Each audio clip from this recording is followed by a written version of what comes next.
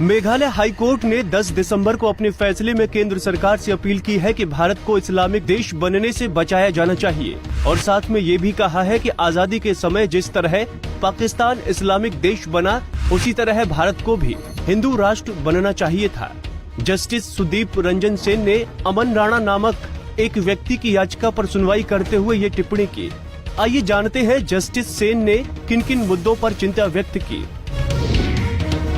ये एक निर्विवाद तथ्य है कि विभाजन के समय लाखों सिखों और हिंदुओं की हत्या की गई, उनके साथ अत्याचार और बलात्कार किया गया, उन्हें अपने पूर्वजों की संपत्ति छोड़ने के लिए मजबूर कर दिया गया और उन्हें अपने जीवन और इज्जत को बचाने के लिए भारत में प्रवेश करने के लिए मजबूर किया गया।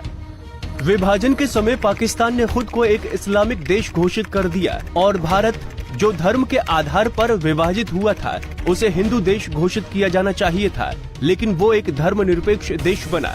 भारत ने खून बहाकर आजादी हासिल की और सबसे ज्यादा पीड़ित हिंदू और सिख थे, जिन्हें अपने पूर्वजों की संपत्ति, जन्म स्थान को आंसुओं और डर से छोड़ना पड़ा और हम इसे कभी नहीं भूलेंगे। हालांकि ये उल्लेख करना गलत नहीं होगा कि जब सिख आए तो उन्हें सरकार से पुनर्वास मिला, लेकिन हिंदुओं को समान व्यवहार नहीं मिला। ये कहना सही नहीं है कि भारत ने स्वतंत्रता अहिंसा से हासिल की, बल्कि ये हिंसा के माध्यम से हासिल हुई है, जिसमें लाखों की तादाद में हिंदुओं और सिखों ने अपनी जिंदगी, संपत्ति और भूमि और आजीविका का बलिदान किया।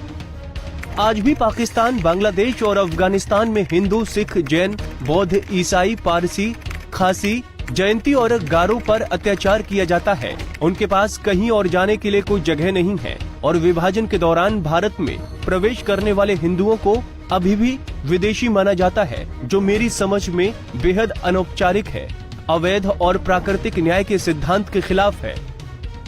कानून लोगों के लिए बनाए जाते हैं, न कि लोगों को कानूनों के लिए बनाया जाता है। और ये भी एक तथ्य है कि कानून तभी प्रभावित हो सकते हैं जब वो इतिहास और जमीनी वास्तविकता को ध्यान में रखें।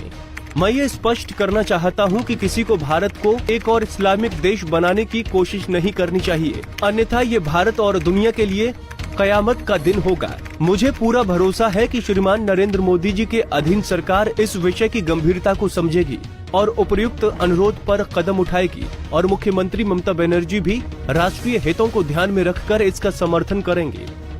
मैं प्रधानमंत्री, कानून मंत्री और सांसदों से अपील करता हूं कि वो कानून पास करें जिसमें पाकिस्तान, अफगानिस्तान और बांग्लादेश से आए हिंदू, सिख, जैन, बौद्ध, ईसाई, पारसी, खासी, जयंती और गारो समुदाय के लोगों को बिना प्रमाण पत्र के देश की नागरिकता दी जाए। मैं उन मुस्लिम भाई और बहनों के खिलाफ नहीं हूं जो कई पीढ़ियों से भारत में रह रहे हैं, जो देश के कानून का पालन करते हैं। वो शांतिपूर्वक यहाँ रह सकते हैं। कोर्ट सरकार से आशा करती है कि वो इस अदालत के फैसले पर गौर करेगी और देश और उसके नागरिकों की रक्षा करेगी। पंजाब केसरी के लिए मनीष